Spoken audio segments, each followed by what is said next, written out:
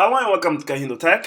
In this video, I'll show you how to find restaurants on the Google Maps app using the iPhone.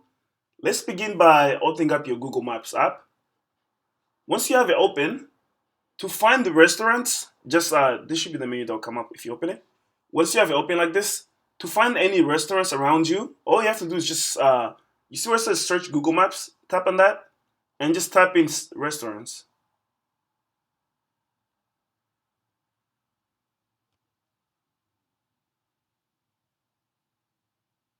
Okay, and what this does, it will bring up a list of all the restaurants nearby. And as you can see, all these are all the restaurants that are near me, okay? And once this comes up,